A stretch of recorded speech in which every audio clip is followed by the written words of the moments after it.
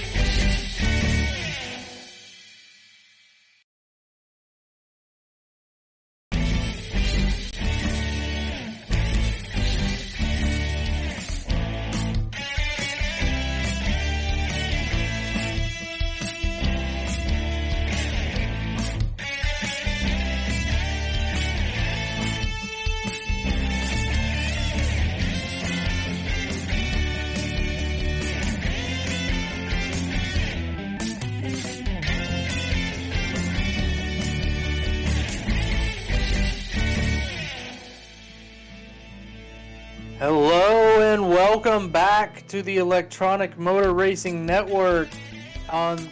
You are going to be watching the Captain TV Open Wheel Series. After a week off, we are back at the virtual Texas Motor Speedway in Fort Worth. Alongside me tonight is Alan Bledsoe. As always, Alan, how are you? You're refreshed after last week's break? I'm actually feeling a little bit rusty. But it's not a problem, man. I'm gonna be enjoying this one, and heck, we're going oval racing once again this season, and it's at Texas. And dude, I tell you what, Corey Melton has been dominating the oval races as of late. So I'm excited to see who might be able to challenge him tonight on two events. Yeah, he's won the last two oval races that we've been in the open wheel Captain TV open wheel series. So it's not been without a fight though. He has had challengers on his heels in both races. So we will see how this goes. I believe Cody Beatty was the most recent challenger at the last oval race, and we at Michigan. I'm sorry, and then there was the Chicagoland incident where a couple drivers not happy with him, Matt Teller specifically. So we will see how this oval race turns out tonight, but we're in for a good one, man, and I am looking forward to it. I am too, absolutely. This is going to be a good one. I'm not sure who actually got the pole. We're not seeing anything on our leaderboard. Oh, this is Heat 1.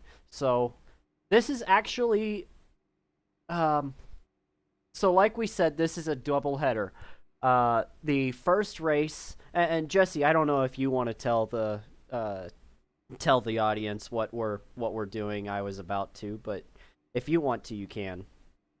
Well, I know the first race is going to be 83 laps here tonight at Texas, and we're doing the duels. I'm not sure how the heat races are going to go. Are we doing it dirt track style, or how are we doing this tonight, Alan? You tell us. Okay, so the first race, there's going to...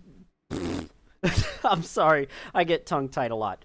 But there's going to be two races tonight. Both are 67-lap events. The first race basically is going to be a full points paying event, and then the second race we will invert the entire field. So first place will start. How many cars do we have? Like 14, 15 cars. So first place will start last, and last place will start first. And that's to give everybody a shot at the actual win. But yeah, it's gonna be an entertaining event for sure. Yeah, absolutely, as it always is here in the Captain TV Open Wheel Series. And it looks like, is that Robbie Oddie on the pole again? The 44, I believe so, yes. And Corey Melton to his outside. So those guys starting up front this evening and going to be leading the field to green. As we have them back, letting the pace car get away here, and we're getting ready to come to green.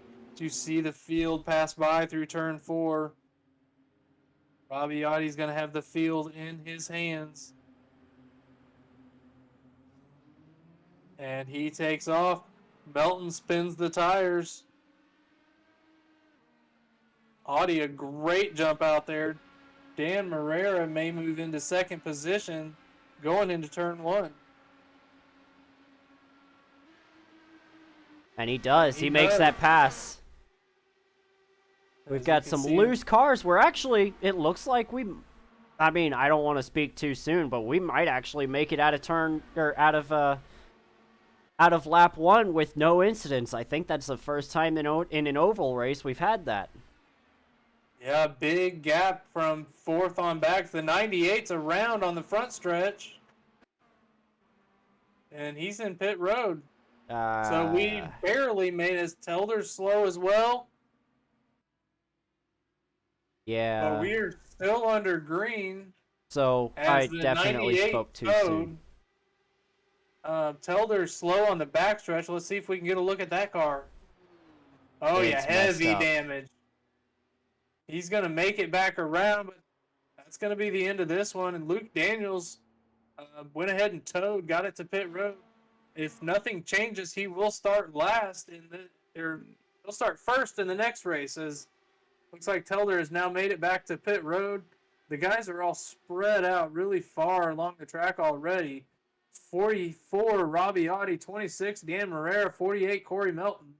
Your first three drivers, and then the 83 of Jacob Locklear, as you're still watching Telder drive down pit road to get that fast repair. Well, I was considering going back and taking a look, but Jesse, maybe you can?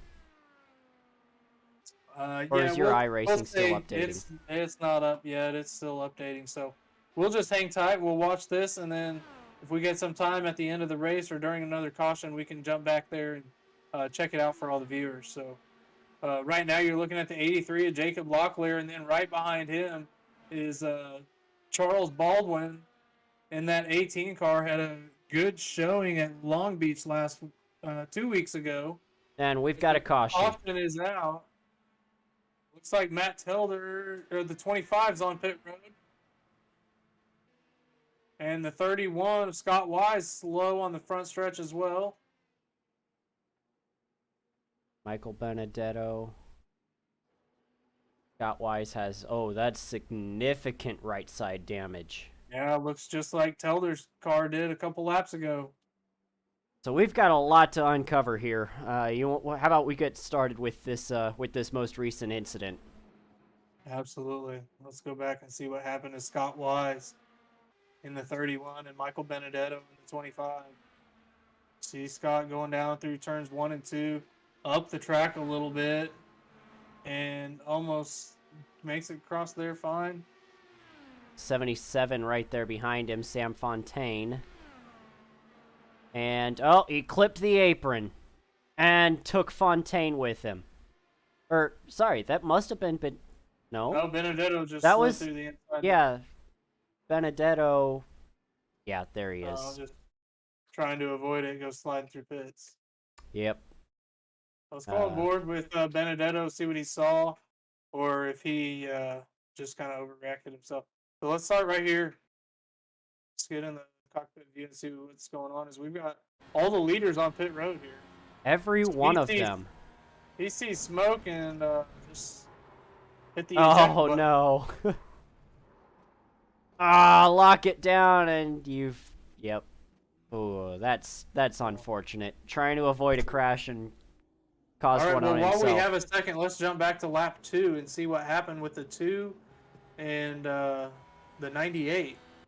So this could take a minute. There it is. I'm gonna back up here and see if he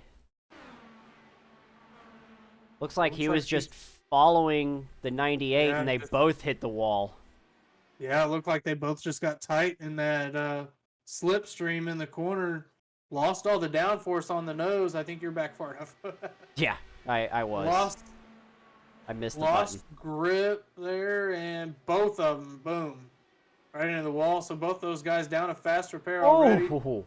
Yeah, the 98's lucky there. He didn't collect other drivers and. And yeah, that's what ultimately finished off. Yeah, lost brakes. It looked like so. Yeah. So all right, we're coming back around here. Looks like we've got coming to 1 to go maybe. Rabbiati is he your leader? I think he might be. He is not. There's some cars that stayed out here, it looks like. 13, I think, stayed out. Yeah, Austin Sarr. We got a couple takers on pit road again for the second time around. The 78 and the 74, Hallinan and Cody Beatty.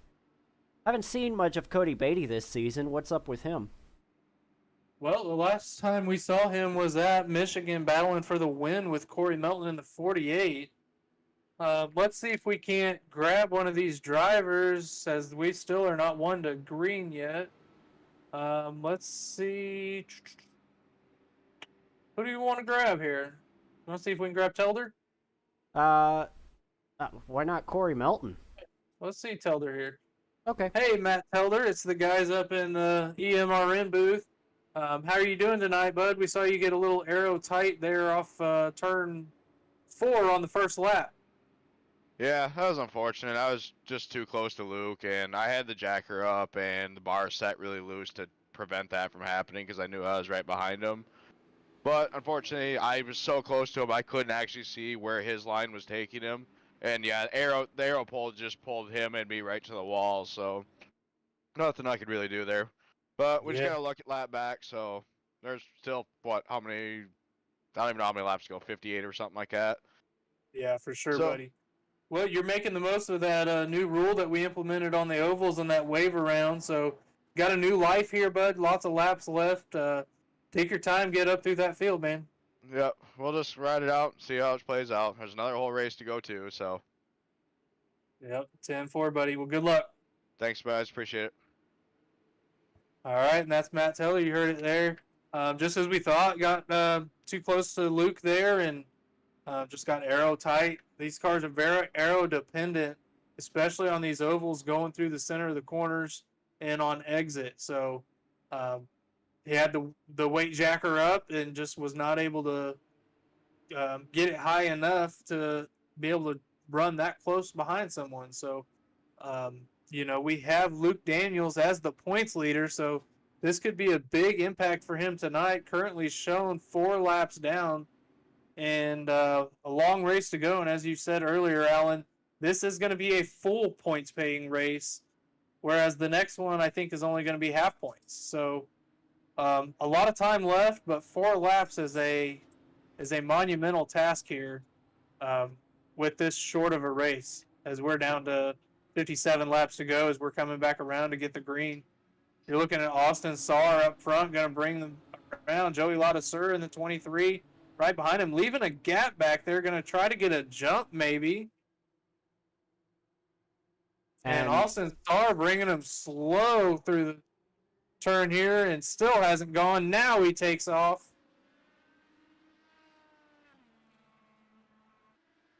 Big time jump on Joey Ladesseur. And this is spreading out the field quite a bit right here. The 13, and as we see a battle there for that second place position here. Yeah, and it looks like a lot of Surge just going to slide up and let everybody go. Probably smart move here this early in the race. Allows Rabiati and Dan Marrera to pass on by. Yeah, and as we've got the 13 of Austin Saar up front, I am trying to find him on my leaderboard here. He is currently led coming into this race, only 21 laps on the season. I feel like he's been up front more than that, been a contender, just has not been able to click off the laps from the lead position. Going to get that improved tonight. So looking for a good run. He's got a pretty good lead on the 44. And Austin currently sitting P3 in our point standings right now as the 44 is P5 in the points, but he's missed 2 races. We got a car. Had to take a provisional. That's Brighton Hutchings in the 84, just towed to pit road, and the 74 is also on pit road. Yeah, 74. Zach Hallinan. 74, I think, had damage repair. I'm not sure what happened to the 84. And So we've got a that's going back. I went back to see what Okay. happened. Looks like he. that just got really high. Oh. And then that wash right there. Yep, right there. Yep. Caused that a little- wash. Yeah. Just a tough break for the 84. Brighton Hutchings has not had the runs he's been wanting in this open wheel series here. Had to make a tow there to get back. And we have a battle As you for see the with win. For the Rabiati, lead. Yeah. And we've seen 2 cars have major issues up behind another one. Rabiati going to try to do it the long way around the track.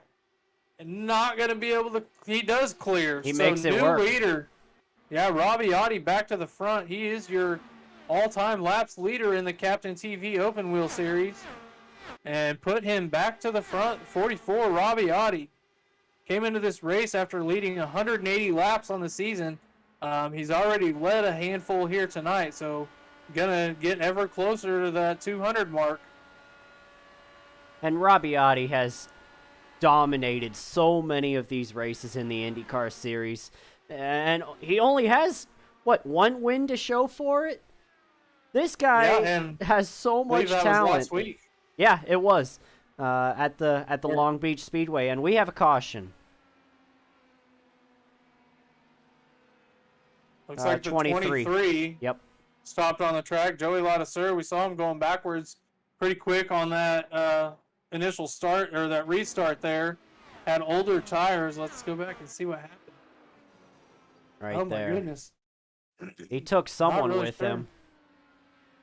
Oh, no. That Morera? No, Morera's, is it? I think that was Morera. Oh, no, he's in the green car. He's green, yeah. 83. Yeah, that's, Locklear. yeah. And he's out of the session, so... yeah, he's... bounced He it off the bounces wall. Yeah. Unfortunate. So here we are. Pit road's going to be open here. Is it anyone else going to make that left-hand turn?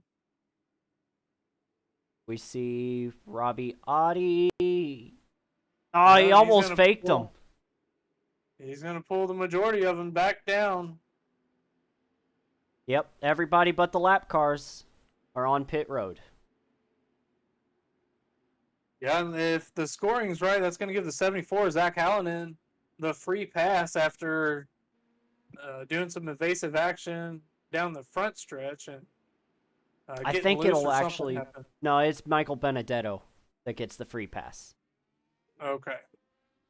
So Hallinan just stayed out to get the wave around then. That's Yes. What happened there. So Robbie Audi going to win the race off pit road, followed by Dan Morera in the 26. And I'm going to go back a little bit and see who's right behind him. Austin Starr is going to be in fourth. Is that Melton there? Yeah, that's Corey Melton right behind Dan Morera, it looks like. Oh, yeah. So, yeah, Corey Melton comes out of pit road third, and then Austin Starr is in fourth, like you said.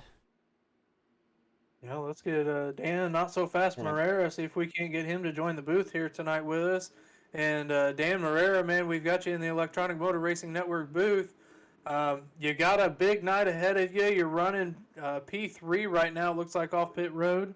Your points challenger had an incident on lap 1, man. What are you trying to do this evening? Survive, man. The key here is survive. I don't care about finishing first. I just need to finish maybe top 3, hopefully, and that'll be as good as a win for me. Yeah, man, absolutely. Especially with Luke getting all that damage, is currently sitting 3 laps down after this caution. Going to get a wave around, and so you've got a big lead right there. And I think you'll be able to take back the points lead if he does not get back on the lead lap. Keep that in mind, bud, and stay safe out there. Thanks, bro. I'm really just trying to survive and can't focus really on the points game right now. Just keep the car on track. If someone wants to take it, take it. It's going to be a rough one. We're on the edge. 10-4, it looks like it, bud. We've already seen a lot of guys fence it tonight. How's the fuel mileage game playing out tonight? I think we should be good to go to the end. After this pit stop here? Yeah, I think we're good. All right. Well, good luck, buddy, the rest of the way, and we'll talk to you at the end when you get on that podium. Thanks, man. Can you send me back? Yes, sir. All right, there's Dan Morera, currently P2 in the points, 21 behind Luke Daniels coming into this event. And as we mentioned during that interview, you know, Luke's had a lot of trouble so far during this race. That lap 1 incident where he just kind of got in the fence out there. Let's see if we can't get Luke in here to talk about what happened on that lap 1 incident. Luke, man, you're up in the EMRN booth. You got a copy? Yep, read you loud and clear. All right, so we're just talking about what happened on lap 1 to get you 3 laps down here. Did you just get tight up, arrow tight behind somebody, or what got you in the fence there? Yeah, I saw Telder coming in a little hot going into 3. I mean, not anything he did wrong, but I just wasn't sure where he was going to go. I kind of got spooked a little and got a little out of position, and then I didn't want to check up in front of him and cause an issue, so I kind of kept my foot in it and maybe should have backed out a little. I mean, I thought I had the car set for the dirty air, but it wasn't quite enough. The first lap, it's like extra tight, and it just caught me out, and I just barely tagged that wall, and that was too much, and that was all she wrote. And then it went across the pits, and that destroyed the car, gave me a speeding penalty, and I had to tow. That was very costly. Made me 4 laps down, so it's going to be a recovery race for me. If I can get even back on the lead lap, this will be a fantastic change. Yeah, man, absolutely. Well, if not, you're going to be starting P1. I'll let you get back to it as you're coming to green here. Good luck. Thanks. All right, you heard it there from your points leader, Luke Daniels. As we're coming back to green, he is staying out, so he is. Oh, wait a minute. I don't know what just happened. So, all right, so Rabiati. I thought Luke was still out there. Were we behind or something there? No. Okay. I was just, we were looking at him and I saw a different car. So, Rabiati is now your leader. Dan Marrera, Corey Melton, everybody on fresh tires. Filled it up with fuel. Let's see if they can make it to the end. Like you heard Dan Marrera saying. So, Audi takes off here. Marrera's right behind him. Melton with a slow start there off the restart. And then right behind him is the 13 of Austin Sarr as you're riding on the gearbox here of Rabiati. You were. And you see that gap there. Marrera just going to try to maintain that gap. You heard him saying he's just going to try to hang around for a top 5 finish, kind of survive this race. Interesting, Alan, that he said these cars were on edge. We didn't know if it was the aero dependence, but it sounds like it may be a driving thing too. Honestly, this track is the narrowest track that we actually go to. Besides, obviously, road courses. This is the narrowest oval track that we go to, and that actually forces those Indy cars to be tighter on the wheel. They have to actually... it's possible that they have to actually get out of the throttle a little bit in order to make the corner. So... especially going into turn 1 and 2. This is the new Texas where turns 1 and 2 are flatter.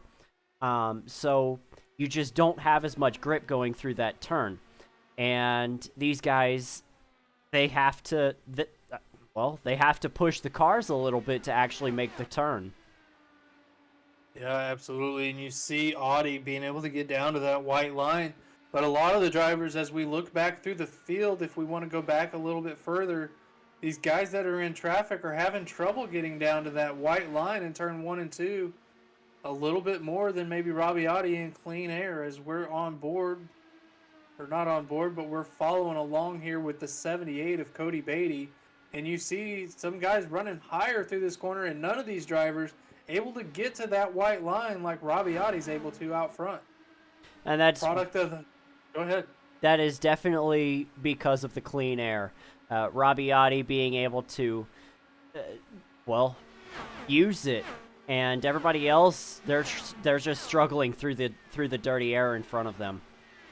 As you see this strong battle right there, three cars under a blanket. That's Sam Fontaine in the white one, and then right behind him is going to be Cody Beatty in the 78, and Zach Hallinan.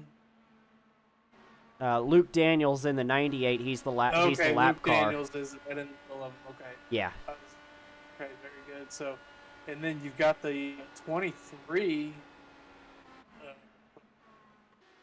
Joey Ladisseur also 3 laps down here, right in the middle of that hornet's nest in the middle of the pack here. So For sure. we've got everybody kind of spread out a little bit. The 13 of Austin Sarr, who is followed closely by the 18 of Charles Baldwin.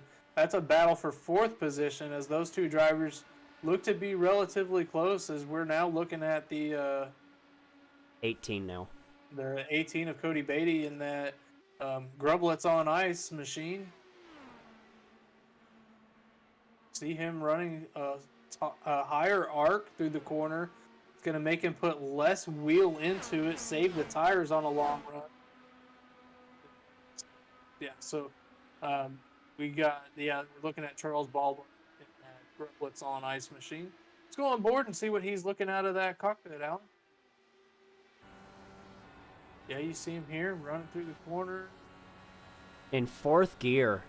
I mean, these cars have 6 gears, And if you have to get all the way down into 4th gear, it either means you're trying to save fuel, or you're struggling getting through the. nice touch. Corey Is that Melton. Out of it. Did he say? Oh no! Oh, Major no, he damage on that left front. Oh my gosh! So he's gonna need that fast repair. No caution. Green is still on the speedway. Let's go back and let's get back on board with the 18. I wonder if, okay, here we are at the replay. Yeah, Sarge just slides up into him and kind of bounced off. Oh, he had it saved.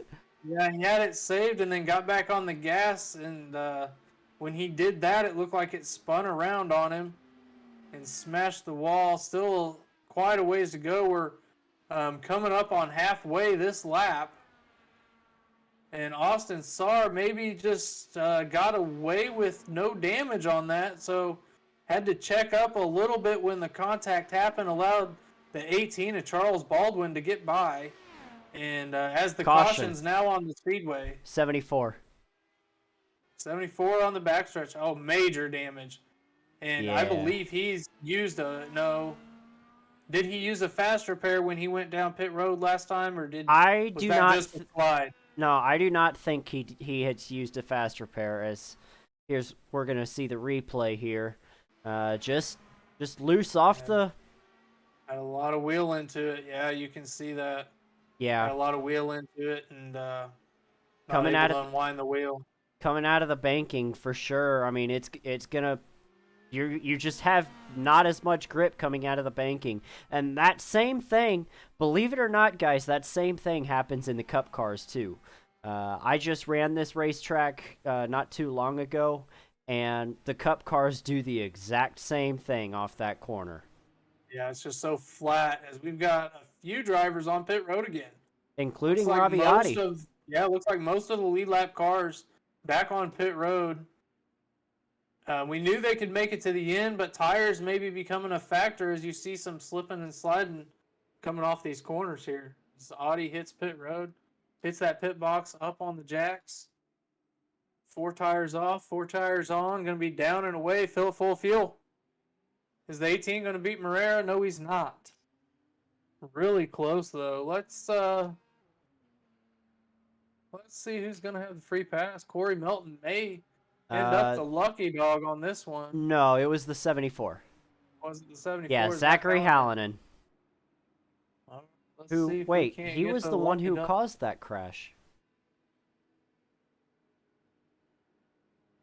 Let's see what we got here.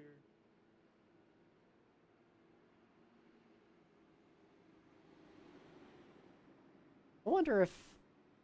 Let's see if we can't get somebody that we haven't talked to up here. Let me look through this list of drivers. What do you say we get Zach Hallinan? We've not talked to that man before. Sure. We'll talk to Zach Hallinan up here in the EMRM booth. Zach, you got a copy? Yep.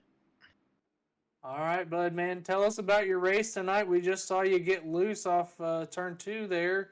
Are the tires really slipping tonight, or is it just having to put a lot of wheel in off turn 2? It's a bit of both. I'm not familiar with running the Indy cars here, but off of turn 2, it gets really loose if you don't have it like dialed in just right. And that's just my experience with these cars. But it's been an interesting race so far, trying to stay out of trouble, and unfortunately that time I caused the trouble. Yeah, 10-4, man. It looks treacherous out there. We saw you back on early in the race. Come flying down pit road. You want to tell us what happened there? We tried to catch it, but didn't quite get to it. Yeah, I think there was some kind of glitch with the penalty system, but it kind of is what it is now, where it was I needed to let Fontaine past me, and I knew it was going to give me a penalty for that, but at some point it also got me for speeding, even though I had the limiter on the entire time I was on pit road. So it was kind of weird, man, where I got a holding penalty, and as soon as I entered pit road, it dropped from 26 to 1 second, so it was basically stop and go. Oh my gosh. Okay. Well, you're back on the lead lap now. Did you get the lucky dog that time there, or were you already back on the lead lap? I somehow managed to stay on the lead lap through that caution, even with spinning and hitting the wall. Very nice. So I got really fortunate there. Do you All right, know well, who the lucky dog was? I didn't catch it. Okay. Well, we've got you guys are coming to 1 to green here. You got about 30 laps left, bud. You got anything to make it back up through the field? Luck and a lot more luck. All right, 10-4, Zach. Well, go get him tonight, and hopefully we'll talk to you on the podium. If not this race, then definitely next one. All right. See you All right, around. Good luck. All right, that's Zach Allen in at 74. You saw him get a little loose off turn 2, bring out this most recent caution here. And after the pit cycle through, looks like we have a couple cars that are taking the wave around. The 23, Joey Ladiseur, is going to take the wave around and get himself back to 1 lap down. The 98 is going to take the wave around, get himself back to 1 lap down potentially as well. And the 48 also took the wave around, going to put himself back on the lead lap. And the 84, Brighton Hutchings, is currently the first car 1 lap down. So he should be the free pass if we should have another caution, and he is not the cause of it. Unless he took the wave around as well, which I didn't see that he did. But the field is back in the hands of Rabiati. And he's going to wait a little bit back into the restart zone. He's back on the loud pedal. Dan Marrero right behind him. Charles Baldwin in P3 in that 18 Grublets on ice. And So those we've are got- the 3 that got the best restart. Absolutely. So we've got 2 TI Oh, drivers. no. Caution's out. Who is it? The 31. 25, Michael Benedetto is stopped in turn 2. And the 31 of Scott Wise slow as well. I'm interested to see what happened here. Right off the restart. Go! He just got loose. And Scott and there's Wise. The 31 back there. Was there oil on the track? Did somebody put I'm oil on the wondering. track?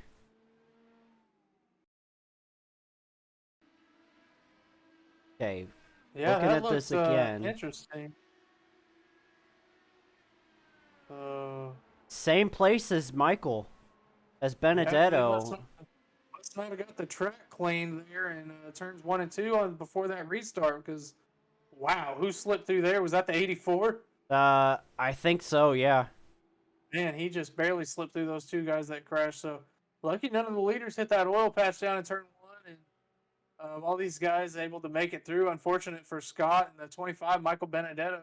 Both have those already guys used have their fast repair. Fast repairs, and they might not. I don't know if they hit much very hard, but definitely going to affect the driving of their cars. So it looks like we've still got the 48's is still a lap down. So he must have been 2 laps down, but he might get the wave around here, or the lucky dog. So let's see if we can't get someone else up here that we haven't talked to in a while. What do you say we get Mr. Benedetto up in the Electronic Motor Racing Network booth? Man, we saw you hit that oil patch or oil down on the track or something. What happened there in turn 1? Oh, I just ran out of talent. So, my weight jacker was a little high on freshies, so my mistake. Well, So if I collected any other cars, I'm very sorry. no, you actually didn't. It looked like the 31 had an issue too. That's why we thought maybe there was fluid down on the track or something.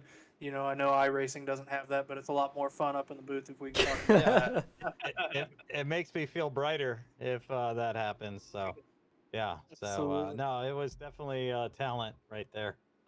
But Yeah. hey, we're still on the lead lap. We got 4 field goods, and let's see if I can wreck somebody else's day. No, I'm not gonna do that. But I'm gonna just try to get a good finish here. We're still in 9th, so we'll see what we can do. Yeah, man. So we've talked to a couple of the drivers up here tonight. Seems like a lot of drivers having some handling issues tonight. Is it a combination of the tires wearing out, or is it having to put a lot of wheel into it, or what do you think?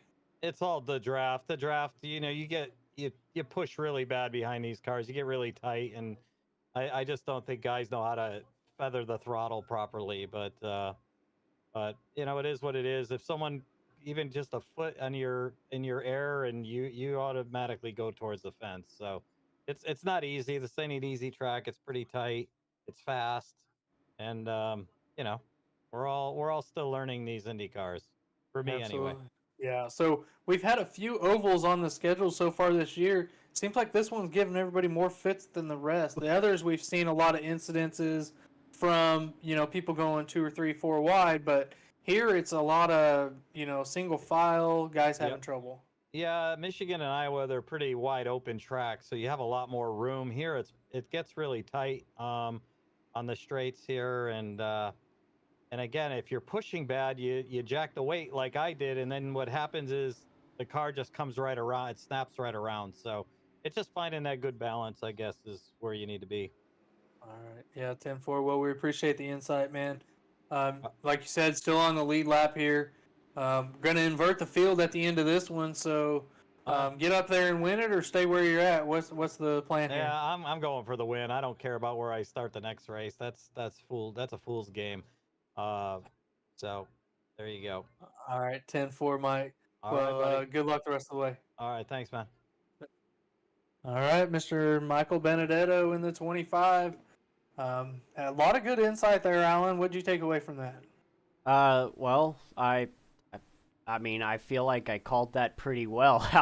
How tight this track is, and I mean, he pretty much confirmed that. He's saying that this track is really tough, and it's a really, you actually have to drive the cars around here. It's not a flat mash the pedal track. Absolutely. So, like we've said, lots of guys having issues tonight.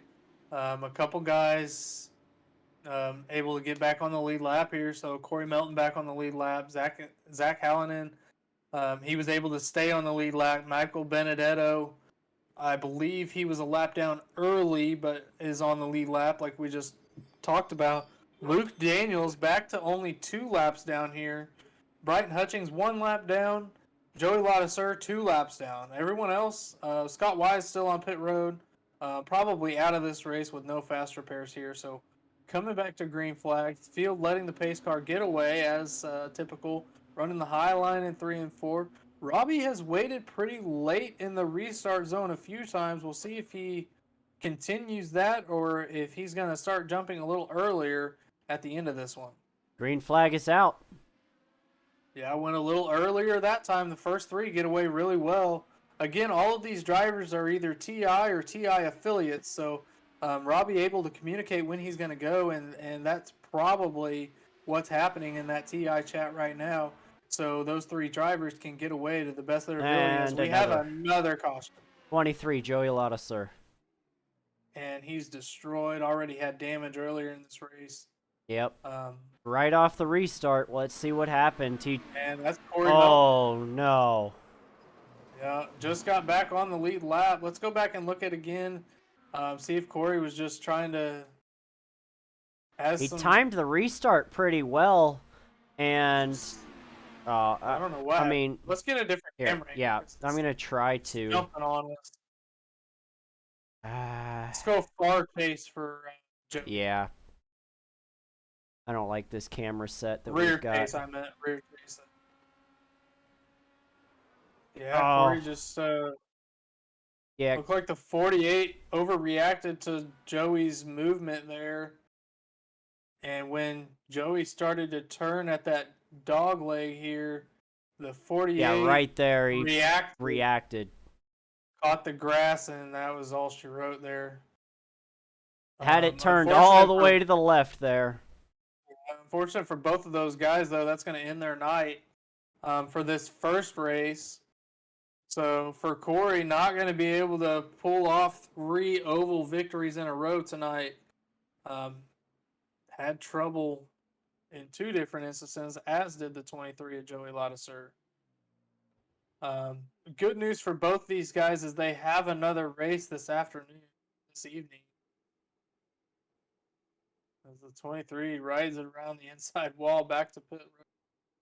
He has no control over where that car is going.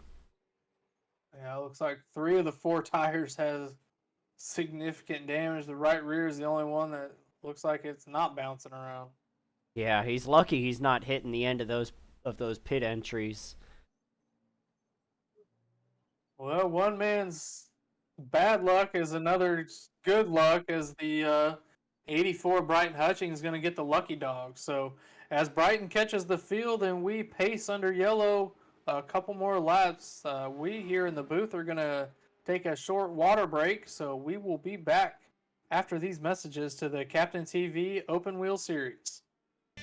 This presentation is brought to you by the Electronic Motor Racing Network. We are a for-hire broadcaster. If you would like us to stream your league, contact DayPaulB661 on Discord, member number 1015. Thank you, and enjoy the race.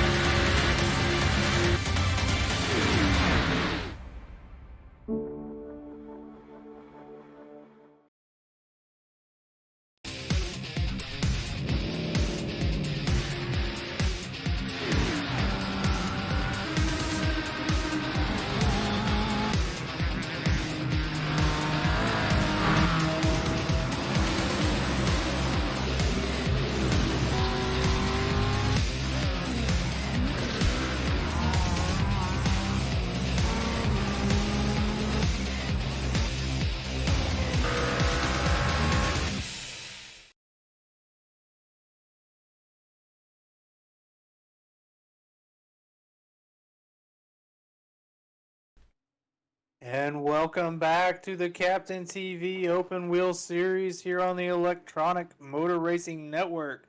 A development in the race. You're looking at the leaders, the 44 Rabiati, the 18 of Charles Baldwin. Noticeably missing here in this picture is the 26 of Dan Morera. We think that he may have lost internet connection. During that commercial break, he just disappeared. So that is unfortunate for a guy that was looking at an amazing points night, as his main competitor for the points lead, Luke Daniels, has had an off night in this first race. He's back. Here he back on the track, but he is now 3 laps down behind Luke Daniels, who is 2 laps down. I mean, honestly, he can still make that up with the rules that we have. If the rules that we have and as many cautions as we've had, I mean, we have had 5 cautions for 20 laps so far, and 20 of the 48 that we've run. So, absolutely could make some of that ground up, but still going from P2 to 3 laps down because of an internet connection issue is rough to swallow. Yeah, definitely, for sure. You know, and we'll try to get him back up here if we have another yellow to find out exactly what happened, just to clarify. But in the meantime, we are 1 to green. Rabiati's still out front. Pace car's off. And they are back green, as that puts Austin Sauer up to P3. And Sam Fontaine in 4th position in that 77 machine. Who really, I mean, aside from one incident, he's been one of the survivors of tonight's race. This is a battle of attrition, no joke. Yeah, absolutely. I mean, the only ones that have not had issues are 1 and 2, really, because the 13 got into the 48. Sam Fontaine had an issue early. Everybody else has had an issue besides Robbie Oddie and Charles Baldwin. And all they're trying to do at this point is survive, not have to, well, go back down to pit road. We only have, 16, 15 laps left? Just crossed 17 to go here as looks like Robbie Ottie's got a pretty big gap here on second place, Charles Baldwin. And let's hop on board with 77 of Sam Fontaine. Well, let's go to Austin Sarr. Sorry, I thought the 77 was a little closer there. So Austin's going to try to make up some ground here with 16 to go now. And you see the different lines through 1 and 2. Robbie Oddie making that wide arc, getting down to the bottom. The 18, Charles Baldwin, going to take it up the track a lane or two. And then the 13, Austin Sarr. And this is a game, as we've heard from the drivers, just find clean air for the nose of that car. And honestly, like, I'm watching these cars come into or exit out of turn 2, and you look at this wheel, and he has to hold it straight on exit, or else that car is going to over-rotate. It is amazing how difficult these cars are to drive on this oval track. Well, and we're on board with a P3 driver. Let's hop back to somebody that's in heavier traffic. Let's go to the 2 of Matt Telder. The 2 of Matt Telder. Or is this 78? Yeah, 78's just fine too. He's got a little bit of clean air, a little bit of gap. Now let's... Matt Telder's keeping it in 5th gear. Yeah, and he's got a car to his outside. Dan Marrera going around him. And you see him cross that wake and up the track. He had to put some wheel in it just to keep it down a little bit. I think Matt has a little bit of damage still. I think so. That he wasn't able to repair because he's running a lane down there just trying to stay out of it. So let's get on board with the 74. Oh, yeah, we are. Zach Hallinan. You see how he's much closer. Let's see how much wheel he has to put in it. He has to just tiptoe there. A little bit. These guys are right threading a needle every single corner. That's why we've had so many cautions. Yeah, you see him staying in 6th gear through the turns 1 and 2. So we've seen 4th gear, we've seen 5th gear, and now we've seen 6th gear all the way around the track. Something tells me. You saw Sam Fontaine or Cody Beatty. I don't know how he saved that. Yeah, he clipped the apron. You saw that car get so loose in front of him. And Hallinan is just kind of hang out behind him, not wanting to tear anybody up. That's his teammate, I believe, is Cody Beatty. So they're just kind of riding, it looks like, I think. Well, and I think at this point, a lot of guys have used their fast repairs as we're now 10 laps to go. But they've all used their fast repairs, so the smart thing here is to just ride and try to get as best finish as possible. As Brighton Hutchins, your lucky dog, is up to P7 right behind. I mean, he's not right behind. He's got some lap cars in between, but has passed Benedetto and Telder since this restart, moved himself into 7th position. If he can stay out of the trouble the remainder of this race, it is going to be by far his best finish of the season. Absolutely, and he's ahead of both of his teammates who, 13th and 14th. Yeah, both have had problems. Matt Telder has had problems. Michael Benedetto, obviously both of them are slow. So, Brighton Hutchins could have himself a top 10 night for the... what is this, maybe the 2nd time this season? No, yeah, he has one top 10 finish so far this year, and his average finish is 12.4. So this could be a best night for Brighton Hutchins there in that 84 machine. And it looks like we've got the 18 and 13 still going to be the closest contenders to podium finish here, and they're going to be a wide gap in front of Sam Fontaine in the 77 as Sam has Cody Beatty behind him, but I believe those are 3. No, he's in Extreme Sim Racer, so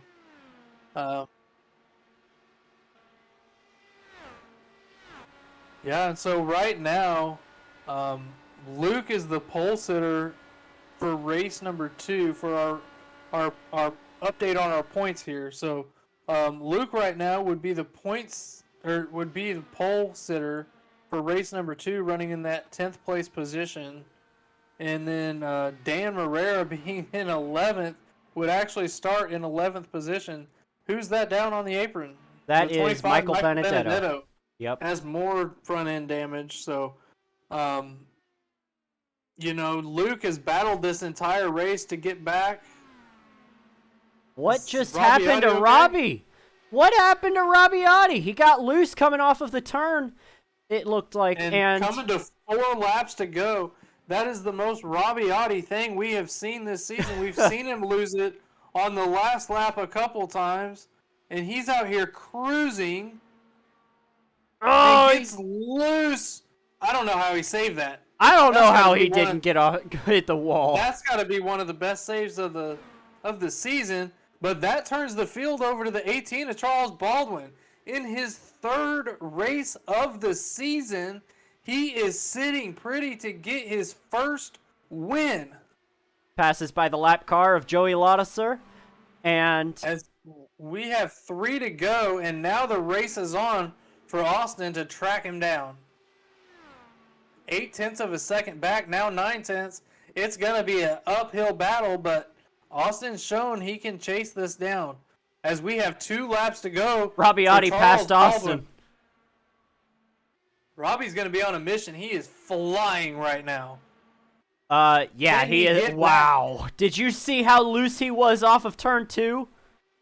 Yeah, he was half a second faster than Charles Baldwin that last lap. As we are coming to the white flag, 1 to go for Charles Baldwin, 1 to go for Robbie Otti to fix the mistake that he has.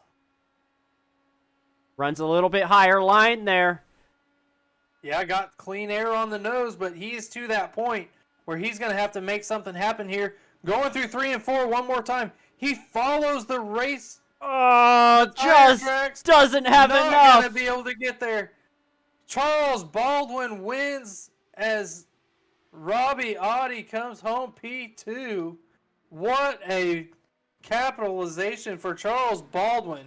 Ran second most of this race. Finally gets the break he needs and is able to jump all over the win there, man. Wow. Yeah, let's see if we can't grab him real quick before they take a quick break. Before this next one, let's see if he's still at his computer here, if I can get my mouse to work.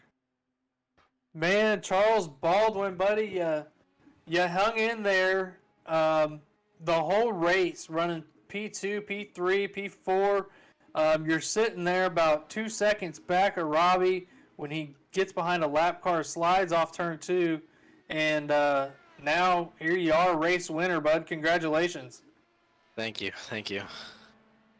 What was going through your head there when you saw your teammate Robbie do that big power slide off turn 2?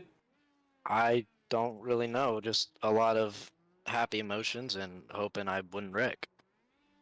Yeah, could you believe that he saved it? No, yeah, that was an awesome save. Really good that he could save and rebound to P2. Yeah, were you at all concerned there when you came to 2 to go and you looked up in your mirror and you saw him right there? Oh yeah, I was worried. He's a quick driver, man. I'm just surprised I held him off. Well, you did an awesome job. Your 3rd race here in Captain TV Open Wheel Series. Had a strong performance last week. You bounced back this week to get that first win of the season. And now you're going to be starting P10, man. What's the strategy going to be like here in this race?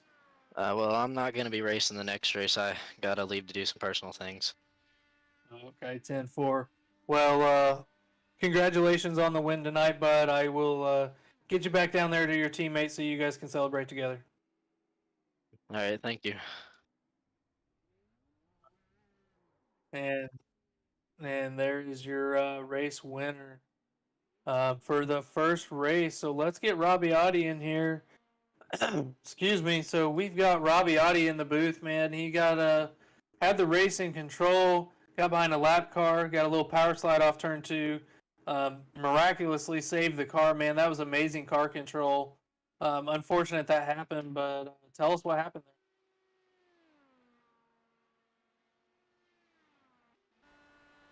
I think I think he must have stepped away from the computer just for a minute during the race break here, so we will continue to. Yeah, let's see if we've got Austin Saar. I don't see him in here either. There he is. All right, so we've got Austin Saar up in the EMRN booth. Austin, you got me? Yeah, what's up? Man, you bring it home P3. Had some drama through the middle portions of that race. Survived all the cautions. Able to bring home P3. What were you thinking? You might have a shot there at the end when Robbie had a slip? When I looked down and saw there was about 5 to go, I was watching the gap behind, and all I really wanted was just lead group for tonight. I mean, it's historically in this league, I've done absolutely terrible at ovals, so I mean, a podium's more than enough for me here. So, lap 5, I just kind of looked at my deltas, and I'm like, okay, P4 is dropping off. As long as I keep hold of these guys, I'm happy. Absolutely. Well, you did an awesome job. Just to touch base on something that happened earlier in that race, when you guys, you and the 48 kind of came together in turn 1 and 2 there, was that something that took you off guard? Was it just the cars being so hard to control tonight, or was that just a racing deal? It was really more of a racing incident for me. I'm actually trying to go back and find it and look at it and, analyze it. So, if it was my mistake, so I don't do it again. But I mean, in the moment, from what I remember, that, felt like a racing incident to me. As far as I remember, going into one, I was fully alongside, and, I was, had lane priority down at the bottom. Halfway through, I did feel like something changed. I don't know if it was, more of I got tight, kind of washed up a little bit, or if he came down. I don't have a perfect memory, so I can't tell you, but, I remember for sure lifting before contact to try and, give some extra space up top, but, obviously there wasn't quite enough left there to give. Yeah, sure, man. It looked like it was just from what we saw here on the booth. I know you're getting ready to grid up for this second feature race. Maybe it just looked like you got tied under another car. I don't know how the aero plays when these cars are side by side. I know when you're in like stock cars, when you're underneath somebody, you kind of lose all that side force and can easily get tight there. So from our perspective, I think Alan and I kind of agreed that that's what it looked like. Looked like in a racing deal to us, just one of those things that happens. So go get him this race, bud, and get back on that podium. We're starting P8 here. You think you can do it? I hope so. I'm starting a little farther up the field than last race. I was starting second to last time, so it might just be a similar deal for me where, the first half of the race I'm just gonna kind of hang out and survive the crashes and just see where I end up. My big goal outside of getting close to Adi was making sure I finish ahead of both Luke and Dan, so good on there. I closed the gap in one race. Yeah, 10-4, buddy. One more to go. Good luck the rest of the way tonight. Thank you. Yep.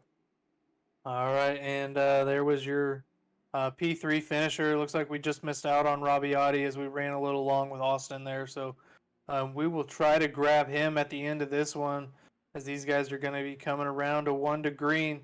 Alan, we saw what happened in the first race. Lots of tight racing, lots of aero dependence, lots of unstable cars.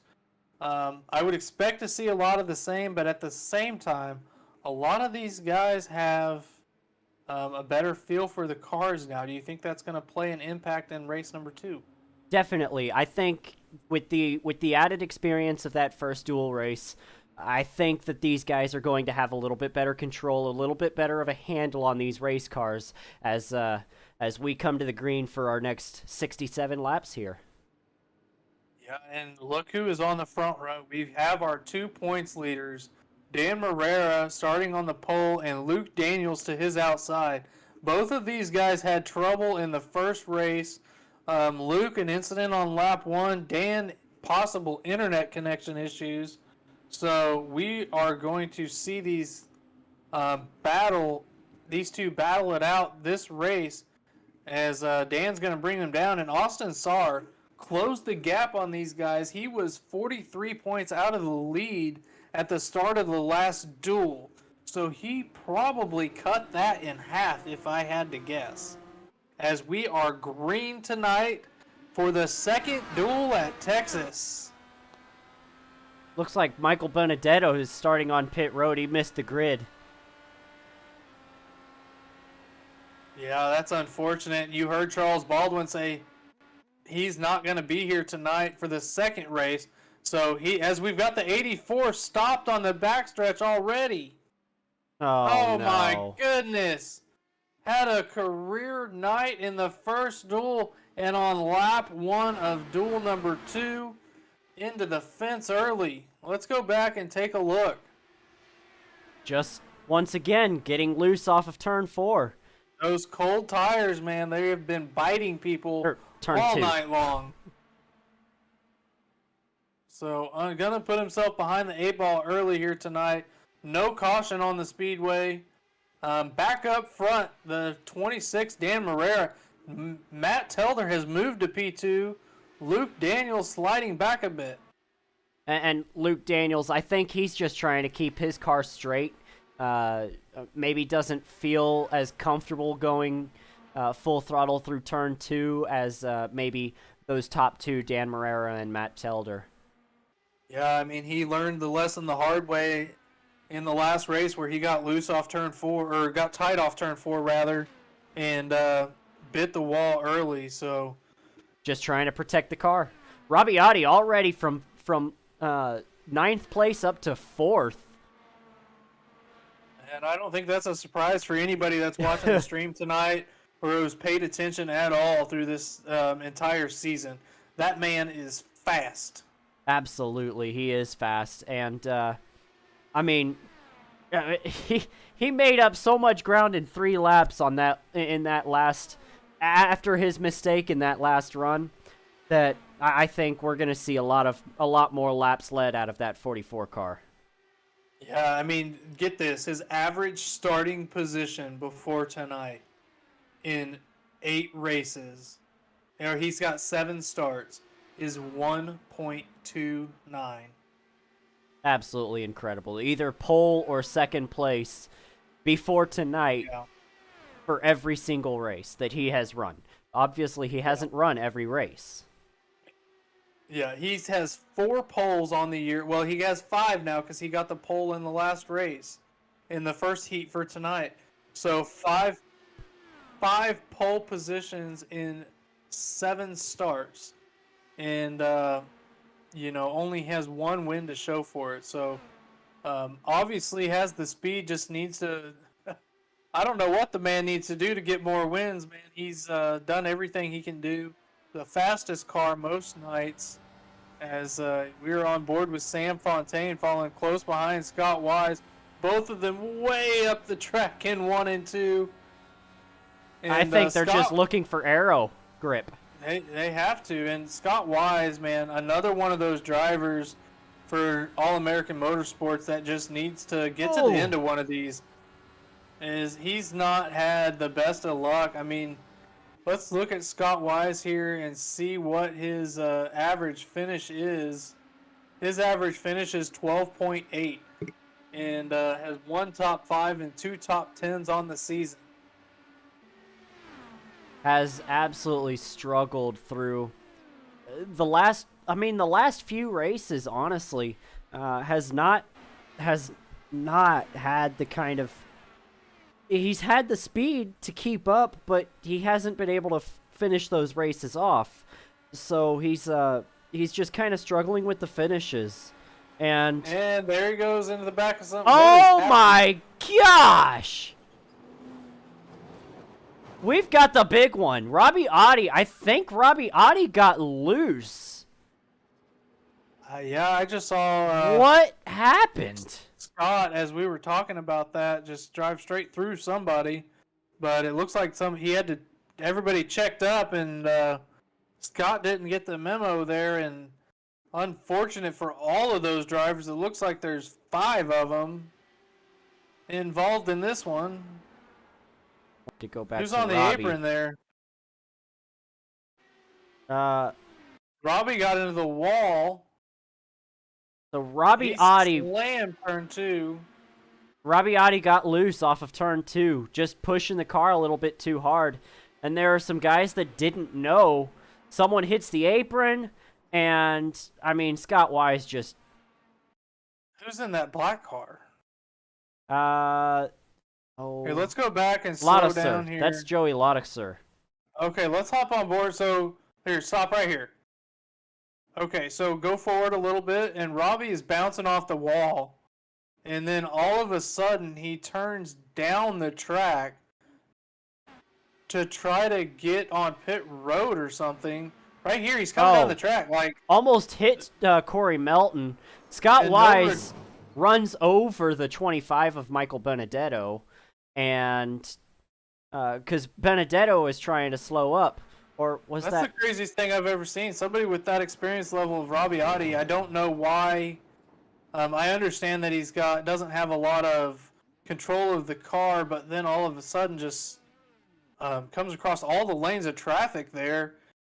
And, I mean, really, I believe that's what caused this, is because everybody thinks he's going to stay high, and then right here he comes down. Yeah. Let's get on board with the 25 and see what everybody else is seeing right here. You mind if I do far chase here? Sure, go ahead. So I don't think it was the 25. No, it must not have been. Maybe it was Austin Sarr. Oh, it was Austin Sarr that got run over by Scott Wise. Okay, so right here. So he turns left. Why? And that could have wrecked way more cars than it did. And that was already a big one. So fast repairs for all of them. But right here, he turns left and scares the crap out of everybody.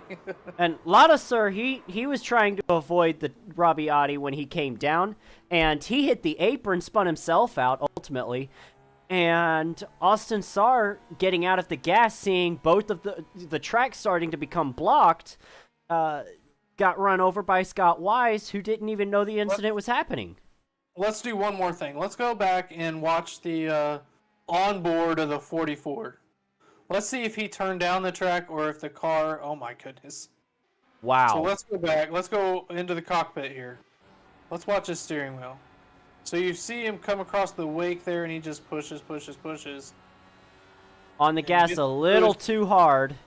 Overcorrects. Hits and then, the so wall. Here he is going straight, and he does turn left. Yeah, he's turning left as hard as he can, and all of a sudden... Yeah.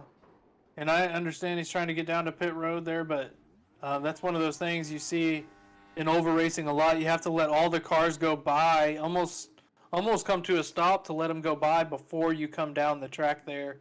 I think that could have been, Alan, you correct me if you think I'm wrong here, but I think a lot of that could have been avoided if Robbie would have just slowed down and let the field go by before trying to make it to pit road. Well, I'm not sure if Scott Wise wouldn't have still gotten into the back of the 13, because everybody was still checking up. But at the same time, I think you're right. Loticer definitely wouldn't have been involved in that one. I can tell you that. If Oddie didn't come down. Yeah. So I mean, he's very fast. Wanted to get on pit road as fast as he could to get that fast repair.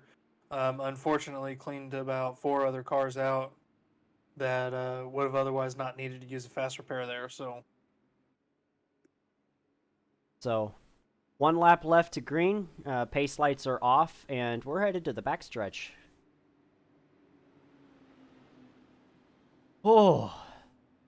Well, let's catch our breath here. So, Tarika and then the 31. I knew there was one other. I was trying to write down everybody that was involved there. So. Yeah, the 31, the 44, the 13, and the 23 were all involved. And you see Scott Wise rolling off pit road there as we're getting ready to go back to green. That poor guy can't catch a break. That's going to put Brighton Hutchings back to one lap down here. Yeah, Brighton Hutchings with the free pass. And Matt Telder out in the lead with Sam Fontaine, Joey Ladouceur. All those guys on tires they started the race on. Everybody Which is else, interesting. fresh tires. Yeah, Joey did that last race, and it did not work out for him as he was backsliding on old tires. Ended up losing control of the vehicle. As we are back under green, and Matt gets a pretty good jump on the rest of the field. Let's see. Let's go on board with the first guy on fresh tires, Dan Marrera in the 26.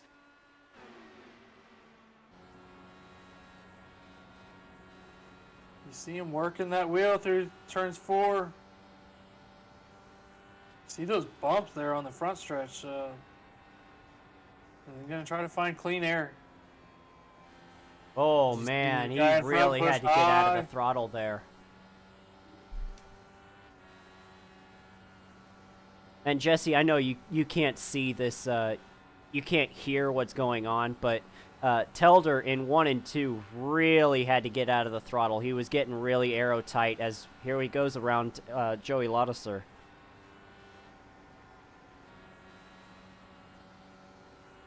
Who was able to maintain his speed, Ladouceur was, and maintain position on track, and did not lose any spots. Able to get down pit road and use his fast repair rather quickly.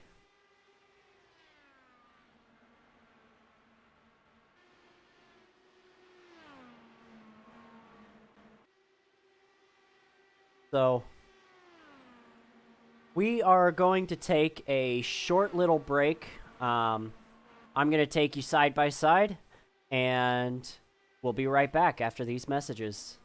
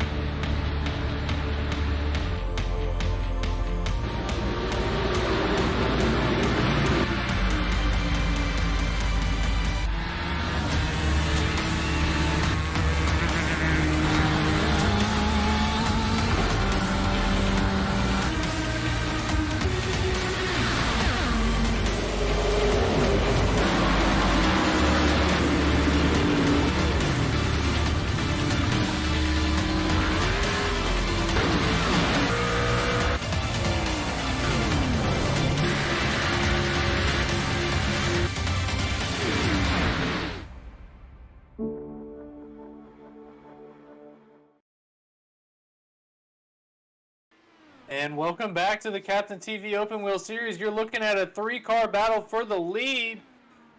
That's going to put... Not for the lead. Sorry, that's the 78 of Cody Beatty. And the 25, Michael Benedetto. And the... Is that the... Who is that on the outside there? 84. That 84 of Brighton Hutchings, who's currently 1 lap down.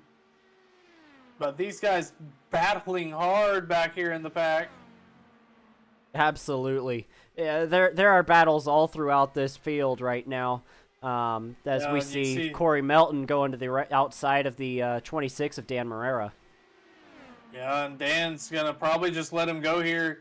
He sees the bigger picture in this race. Just going to let the 48 go on by and say, go on, buddy. You go get him. And then right behind him is the 44 or the 74 of Zach Hallinan, and the 44 Robbie Audi gonna try to make it 3 right in the middle. You can't make that work. He's gonna try, and they sorted out. Marrera backs out. He says, "Y'all are way too aggressive for me right here." Absolutely, and that's a really smart decision by that 26, Dan Marrera. We talked to him earlier in this race. Oh my goodness, Corey, get out of that.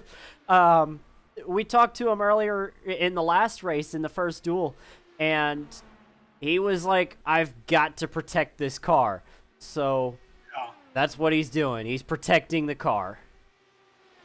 Yeah, and Melton comes on the radio not happy with the 44 and the 74, putting in 3 wide on the front stretch right there. The 44, Robbie Audi, he's fast, but patience is not one of his virtues, as we're seeing here as he's trying to get back through the field. Didn't wait till there was an opening there. He just shot the gap and took advantage of it and has moved himself up into the 4th position. And he is now about 1.2 seconds behind the leader and trying to catch the next car, which is the 98 of Luke Daniels, who is racing for points here. Yeah, and Luke Daniels is probably just going to play it smart, not really race too hard. 78's getting passed by the 84. Okay. And I think Luke Daniels is just gonna kind of let him by when ultimately the 44 catches him. Unless, of course, the 44 has already used his tires up and won't catch him at all. Which, yeah, he's currently a tenth of a second faster than the rest of the field right now, and he is taking that risk of using those tires up. But he believes that if he can get to the front, even if he uses his tires, nobody's going to be able to pass him.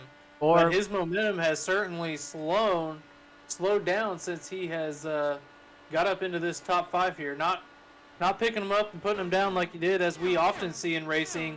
It's one thing to drive from 15th through the field, but once you get into that top 5, things get a whole lot harder. Absolutely.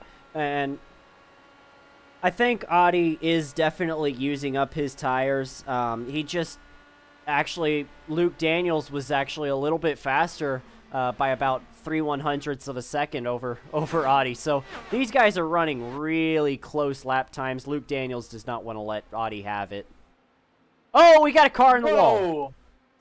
Was that Sam Fontaine? No. That's Matt Telder.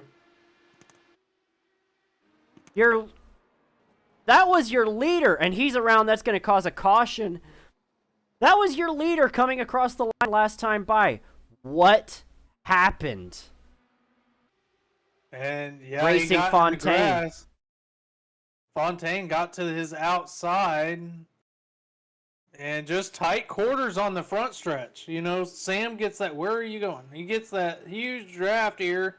Going to go to the outside. Telder tries to block. Tough to do that in Indy cars. It's hard to throw those blocks when somebody's going that much faster than you, and I think he realized that at the last moment, cut left, and when he did that, just lost control and got to the grass, and as we saw, the 48 and heat number 1, once you get that grass, it's impossible to save the car. You think he maybe was trying to guess where Fontaine was going?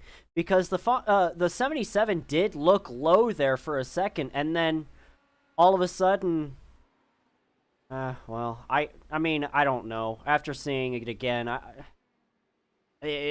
think it's possible that he just tried making a block. Whoa! Who was that? Oh, you jumped ahead again. Never mind. Oh, I'm sorry. Somebody just barely squeezed by. That's all right. We got the leaders on pit road here. And the 84 is going to get the lucky dog free pass. And that's Cody Beatty going to stay on the racetrack. 22 laps on the tires. So let's see if we can't find somebody to pull in.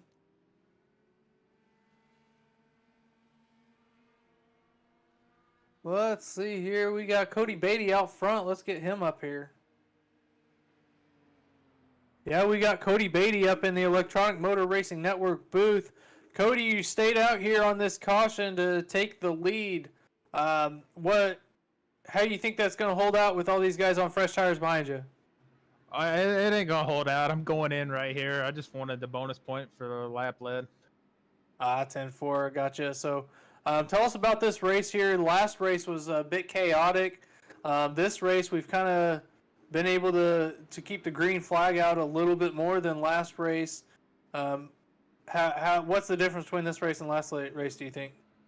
I think everybody settled down a little bit. We had a really good run right there. I think we'll get another good one too coming up here.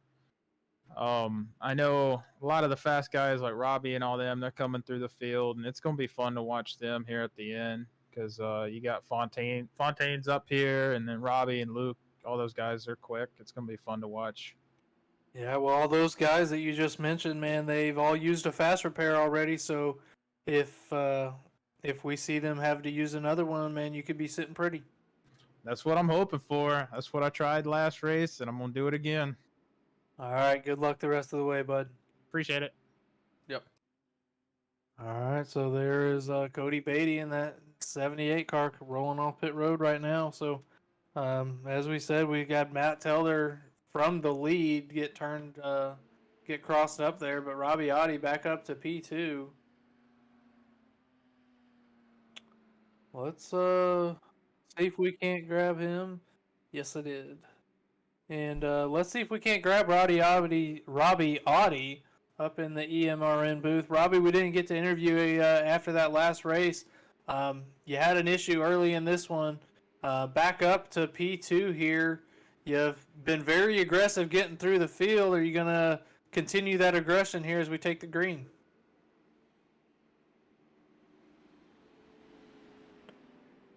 Robbie, do you got us?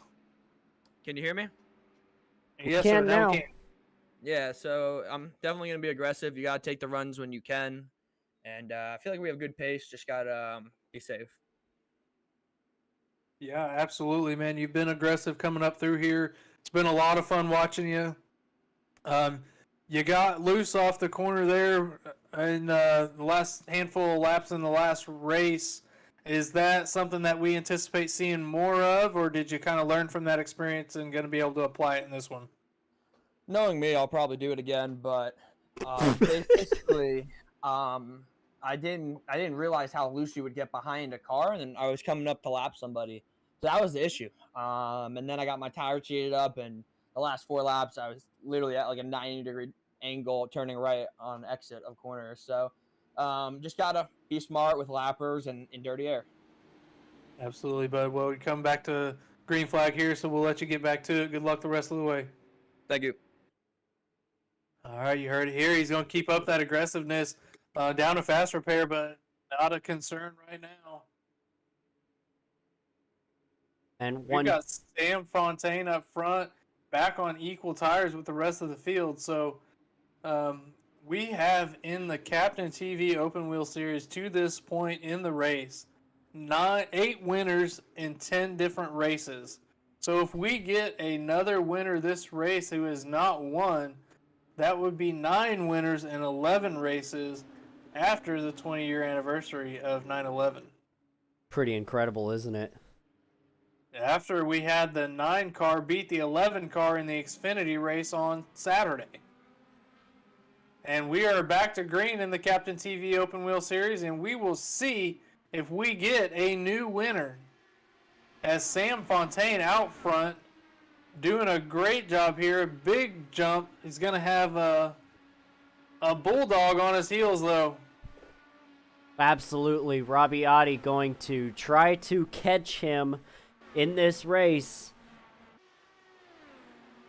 on this run, but looks like Sam Fontaine is actually holding pace as Matt Telder looks like he's back on track. I thought he was going to be done for the day.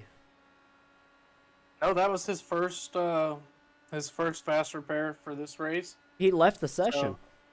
Oh, did he leave the session? Oh my goodness. Okay. Well, he's back. So yeah, he's back and 4 laps down. What's going on with the 84? He's back on pit road as well, so I'm going to have to try to figure out what's going on with him. Oh, he's missing jumped. a nose. Okay, so... Oh, And is that another... Oh, that was him. is that going to On- green? I believe that was on the restart. Oh, what? What on That looks like earth? a steering wheel uncalibrating if I've ever seen one. It kind of does, doesn't it? He just went straight. Yeah, well, unfortunate for him, had P7 earlier in the race, so as we've got a battle for the lead heating up as they've caught Matt Telder, and that is, so they've caught Telder. That's the Rabiati in that blue and black car, and the 98 of Luke Daniels right behind him. And Luke Currently Daniels going is clear. actually really looking at trying to pass Audi, which is a real surprise to me. He's to his outside. Robbie Audi just got passed.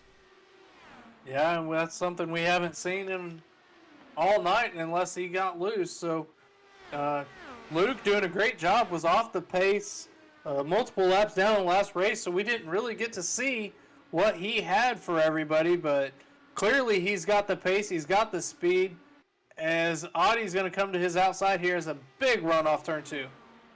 And that was using that high side momentum on the in turn 1 and 2, just getting a straighter exit, a better launch off the corner, and that allowed him enough momentum to get by. Yeah, absolutely. And so Sam Fontaine out front right now, to this point, had only led 10 laps in the season, but since that restart has a chance to double that total so far tonight. But here comes Rabiati. He is only 1/10 of a second back, and he is going to look to the outside here. Loses a little bit of momentum, but gains it all back coming out of the exit. Yep, Oh, he's that there. was tight. He should make this pass off of turn 4, but they've got that Matt Telder car in front of them who's going to affect that wake and that draft down off of these corners as they're still side by side for the lead. Matt Telder is teammates with with that 44, so maybe Matt Telder runs the bottom to give the 44 an aero advantage. Rabiati has gotten by the 77, and now you might see him pull away. Yeah, we'll have to just kind of monitor the situation now that Rabiati has taken that point back. But he is not alone, as we have Luke Daniels, who also has speed, and Sam Fontaine has shown some speed, but is now getting passed by Luke. And then to right behind Luke, they're still side by side, is that 48 of Corey Melton, who is looking to rebound from the heat number 1. And Fontaine so far has been able to hold his own, is going to pull away from Luke Daniels here, and is going to be able to hold on to P2. Nice job for Sam. As Luke's going to look back to the inside, going to be patient here, not going to be clear off the corner just yet. Should be clear going down into 1 though, as he can drive deeper into the corner on the bottom. But no, Sam fights back hard on the outside. Here they go around turn 2. Sam's going to clear him off 2. What a drive for Sam Fontaine. And here they're going back down. Luke going to try to collect himself and get back around here. And he's going to dive it to the bottom. Oh. Not going to be able to make it stick. Got tight.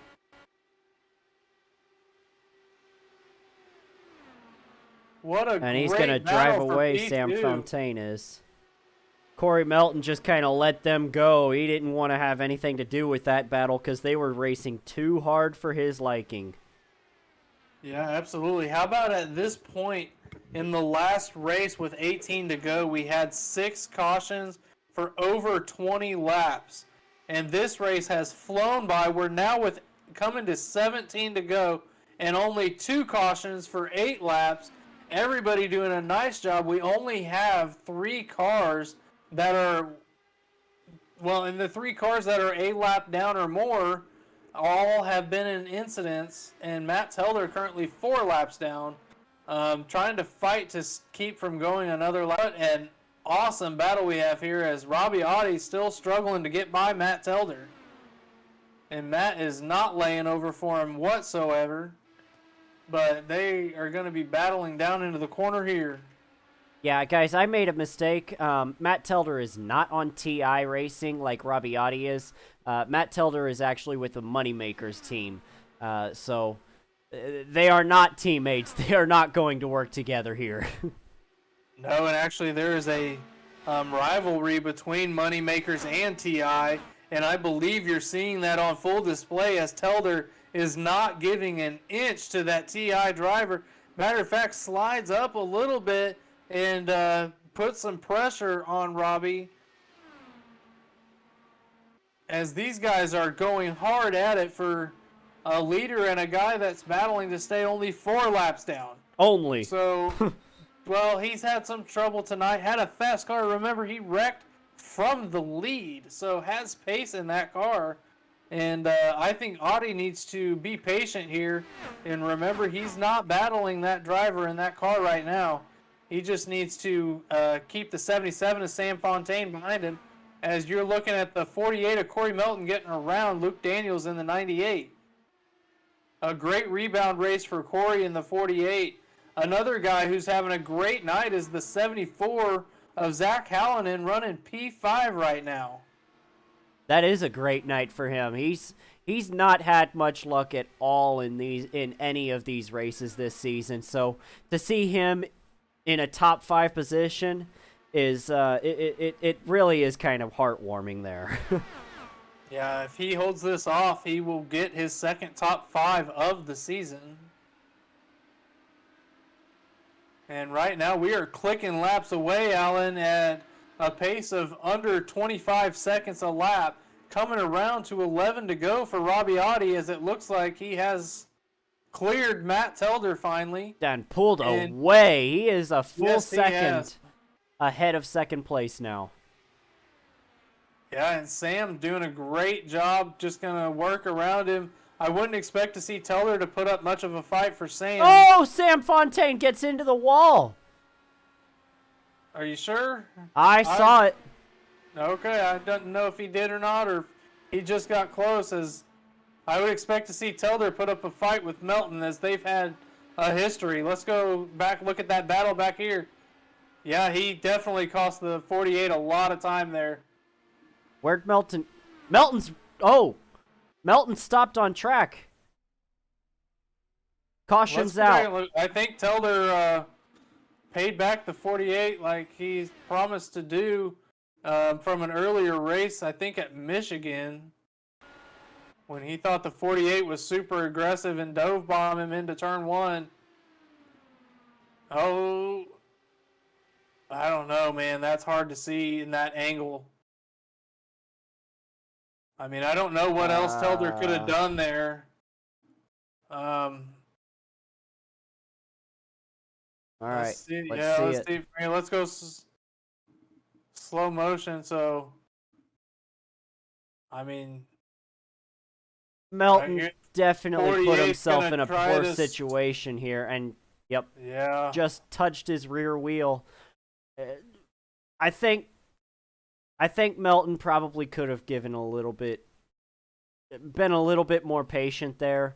Still 10 laps to go. That's still quite a ways, but ultimately, that's unfortunate. Yeah, He was having a good run. Yeah, and yeah, I know he's going to be frustrated with Telder being 5 laps down, and thinks he should have given him more room. But it's on the front stretch, not a lot of space there. So I mean, nowhere really for the 2 of Matt Telder to hide, and you give up a little on the front stretch and get below him, and then try to make that pass in turn 1 and 2 maybe, and then take another run at Luke in the 98. But close racing there, hard. The 48's going to be upset, obviously, has every right to be, but the 2 also has a right to stay on the racetrack. We saw how hard he raced the 44, who was the leader at the time. And Matt Teller's a hard racer and can't really fault him for that. Robbie could be upset with him saying he should have given him room because he was already 4 laps down. Well, Teller says, I have every right to race on this racetrack as you do, and I'm going to hold my line, and I'm going to force you to get around me. And I'm not going to make any drastic moves or anything, and you're going to have to work your way around me. So on the front stretch is super narrow. We've mentioned it a couple times. Alan, you mentioned it right off the top. It's a narrow track here at Texas, so sometimes on those narrow tracks things happen, and they happen fast. Yeah, absolutely. And with the Corey Melton incident, these guys have to remember that it is okay to give up a spot to keep your car safe. I think Corey just tried to put his car he just ended up putting his car in a bad situation, and I hate to call him out, but that was a bit too aggressive to make it worth it, if you know what I mean.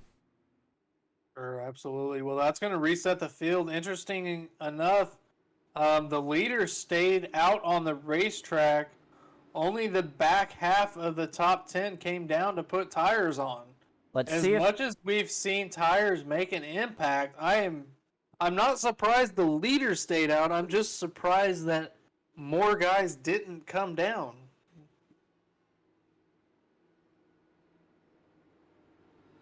Yeah, I'm really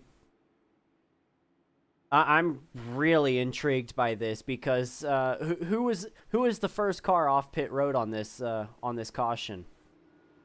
That looks to be Zach Hallinan, and then Cody Beatty and Michael Benedetto.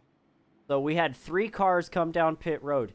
Is that going to? I think Hallinan had a fast enough car to be able to keep up with the leaders with those fresh tires. I think. Yeah, he was in P5 when he made that pit stop, so only gave up 1 position to put on 4 fresh feel goods. I really think that might affect this race. I think Hallinan is going to make a run with these last 5 laps. He's going to make a run to try to get the win. Sorry for my tongue-tiedness. Okay, did I miss something? How did Dan Marrera get 4 laps down again?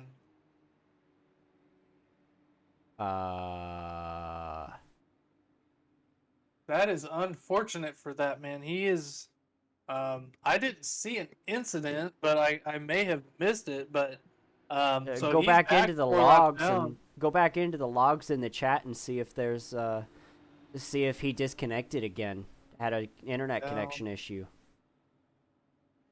I don't see anything where he was disconnected from the server. So we'll have to just see if we can catch up with him after the race as we're coming around here for what will be.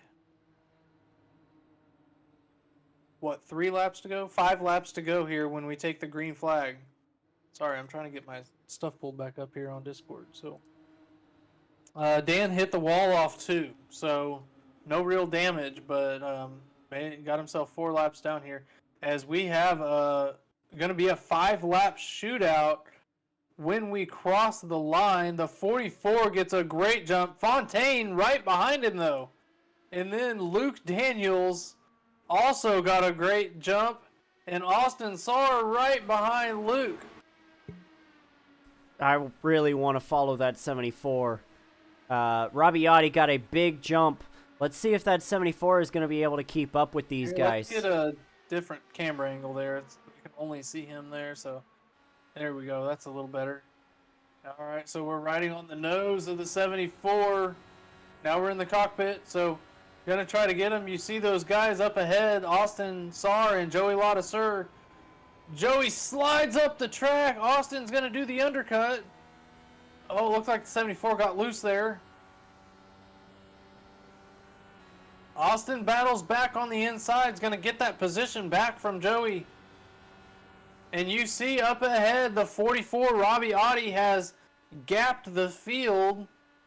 He's driven And it's a away. battle between the 77 and the 98 as the guys right in front of Zach Hallinan slide up the track trying to get clean air on the nose.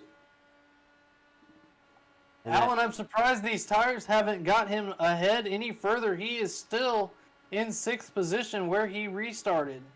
As we are now 2 laps to go for Robbie Oddie. This is the point where he got loose. Oh, Zach's going to shove it down there. Going to have to lift a little bit. And he's going to get tight off the corner. Has to lift a little bit more there. Let's go back up to the 98 as he's battling for position as the 44, Robbie Oddie, is going to take the white flag. One more lap to go for Robbie Oddie. Can he hold on for his 2nd win of the Captain TV Open Wheel Series? Luke Daniels has moved to 2nd position. A great run for Luke. Audie's going to dive low on the backstretch. Through turns 3 and 4 one more time. Robbie Oddie's going to hold on, and he's going to get his 2nd win of the season in the Captain TV Open Wheel Series. The all-time laps leader brings it home tonight. 2nd win. Wow. And what about Luke Daniels making the pass on the 2nd to last lap to get around the 77? He is going to extend his points lead. And Austin Saar going to bring it home in 5th. Still going to be able to close the gap on those guys after that race there in the first one. So we're going to see if we can't get Robbie Oddie up in the booth here. It sounds like the owner is talking to the drivers right now, so we'll wait till that's over. All right, and we got Robbie Oddie up in the EMRN booth. We talked to you here during this race, bud, and yeah, we're able to bring it home, man. Tell us about that run. Yeah, just I think it was a solid race. Not too many mistakes, and just had a good line in 1-2. And it was just really getting through the dirty air and not running behind somebody. I think I was one of the only cars who was consistently running high in 3 and 4, and that high side kept coming in. Yeah, you did an awesome job. You were super aggressive after you hit the wall there on lap, whatever lap that was, 2, 3, or 4, early in this race. You were able to drive back through the field, super aggressive. And once you got to P2, it was just a matter of time before you took control of this race. However, the 2 of Matt Telder raced you really hard there as a lapped car. Any concerns there? Were you just kind of biding your time, taking it easy? Little concerned, I guess. I know Matt. I know he wouldn't do anything to jeopardize my race, so it was actually kind of fun. I had a bit of a lead on 2nd place anyway, so it was fun driving side by side with someone. Yeah, for sure, bud. Well, it was great entertainment up here. Congratulations on the win. Are we going to see you next week? I know you've missed a couple races here this season, but yeah, I gotta buy the track apparently, but I'll be there. 10-4, buddy. Same for us as well. Congratulations on the win. We'll see you next week. Thanks, guys. All right, your race winner, Robbie Oddie. Let's grab Luke Daniels and see if we can't get our points leader. Oh my gosh, this mouse is making me nuts. Our points leader up into the booth. Luke Daniels, man, it's the guys up in the EMRN booth. How are you, bud? Doing all right. Definitely say a little bit better than that first race. For sure, man. You had some bad luck in the first race. You actually bounced back in the first race to still get ahead of Dan Marrera. He did not close any gap on you at all in that first race, and then you extended him in this race. I'd say that's chalked up to a big win, right? Yeah, that was definitely a good points day for us. And also XSR finished 2nd and 3rd in that race, and also did pretty well in the first one too. So yeah, good points day for me and for the team. I like seeing that I'm able to pull a gap on Marrera. I hope I can continue doing that in the next few races. But I got to admit, I am a little sore at myself, wishing that I had won tonight, one of these races. Felt like I had a car to do it. I felt like I was capable, like I had something for Audi there at the end. I just, by the time I got to in position to chase him down, there wasn't enough laps left. This is the closest thing I have to a home track in iRacing. I grew up about 2 hours from here. First ever IndyCar race I watched was right here at this track, and it's one of the only tracks I've driven in iRacing that I've driven in real life. So it would have been really special to win. But hats off to Audi. He drove a great race, and well, he just got it done tonight, and I didn't. Yeah, well, you did an awesome job. And speaking of XSR, Austin Starr may have just moved himself into P2 in the points tonight. So you guys are definitely putting on a clinic on how to get around these ovals as well as these road courses. And you guys have a strong team there. Is there something that helps that team get stronger as you guys go on into the season more? Just practicing, trying to do what we can to be better. Really great to see Austin get good results. He's been cursed on the ovals, poor guy. I mean, he's good. He's not making dumb decisions or anything like that. Just had a terrible run of bad luck, taken out in incidents that are no way in any shape or form his fault. And he finally broke the curse tonight and got a couple of top fives. So that's a very strong result for him. And yeah, we just try to do what we can to get a little better. Always looking for time. Sometimes we get a little competition going, and I'll try to set a faster lap than him, and then he'll try to set a faster lap than me, going back and forth. And I think that really makes both of us better drivers at the end of the day. Absolutely, it sure does. Well, before I let you go, I forgot to ask Robbie Otti this, but is there anybody out there you want to thank? Yeah, thanks to Chris for putting this league on, and thanks to my teammates, Sam and Austin, and our sister team, Moneymakers, with Joey and Benedetto and Telder. They all did really well tonight, and it was fun racing with them. Absolutely, bud. Well, congratulations on P2 and extending your points lead, and we'll see you next week. All right, looking forward to it. All right, see ya. All right, and there's your P2, Luke Daniels. Alan, would you like to take Sam Fontaine as he got a strong... Well, he's streaming right now. I'm going to grab him anyway. All right, Sam, sorry I just messed up your stream there, bud.